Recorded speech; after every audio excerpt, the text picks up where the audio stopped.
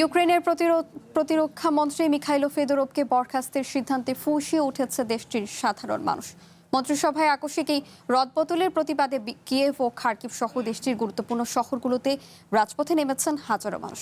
ইউক্রেনের প্রতিরক্ষা ব্যবস্থা তার অবদানে অত্যন্ত গুরুত্বপূর্ণ বলে মনে করছেন বিক্ষোভকারীরা। বৃহস্পতিবার কিয়েভে প্রেসিডেন্ট কার্যালয়ের সামনে সমবেত হন হাজারো বিক্ষোভকারী। তাদের হাতে থাকা প্ল্যাকার্ডে ফুটে ওঠে ফেদোরভকে ফিরিয়ে আনো এবং বন্দি বিনিময় করুন ফেদোরভকে নয়, এর মতো জোরালো বার্তা। মূলত ৩৫ বছর বয়সী প্রযুক্তি বিশেষজ্ঞ মিখাইলো ফেদোরভকে মন্ত্রিসভা থেকে অপসারণের সিদ্ধান্তের প্রতিবাদেই রাজপথে নেমেছেন সাধারণ মানুষ।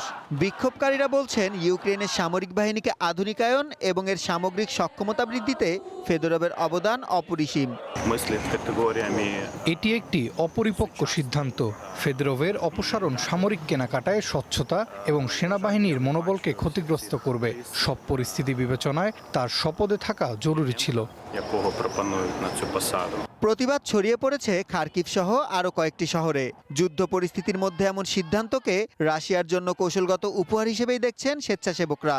বিক্ষোভকারীদের দাবি, সম্মুখ যুদ্ধে ব্যস্ত থাকা সেনাদের হয়েই তাদের এই সরব উপস্থিতি। কারণ ওই সেনাদের সরাসরি রাজপথে আসার সুযোগ নেই। ফেদোরভের কাজের গতি ও স্বচ্ছতার প্রশংসাও করেন তারা। তিনি এমন একজন মানুষ যার জন্য আমরা রাজপথে আসতে দ্বিধা করি না। মাত্র ৬ মাসে তিনি ২২টি বড় লক্ষ্য পূরণ করেছেন। এমন দক্ষ একজন কর্মকর্তাকে সরিয়ে দেওয়াটা খুবই হতাশাজনক। এদিকে পরবর্তী প্রতিরক্ষামন্ত্রী হিসেবে বর্তমান স্বরাষ্ট্রমন্ত্রী ইহোর ক্লিমেনকোর নাম আলোচনায় থাকলেও সাধারণ মানুষের একটি বড় অংশ এতে সন্তুষ্ট নন।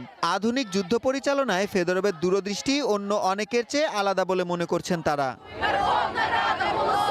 তীব্র এই জনমতের মুখে প্রেসিডেন্ট ভলোদিমির জেলেনস্কি জানিয়েছেন, প্রতিরক্ষামন্ত্রীর পদ নিয়ে চূড়ান্ত সিদ্ধান্ত এখনো হয়নি। নতুন প্রার্থী হিসেবে ক্লিমেনকোর নাম আলোচনায় থাকলেও বিষয়টি পর্যালোচনার আশ্বাস দেন তিনি। যুদ্ধের এই সংকটময় মুহূর্তে সরকারের এমন সিদ্ধান্ত ঘিরে জনমনে তৈরি হয়েছে গভীর অনিশ্চয়তা ও উদ্বেগ। সুলাইমান সবুজ, ওয়ান ইন্টারন্যাশনাল ডেস্ক।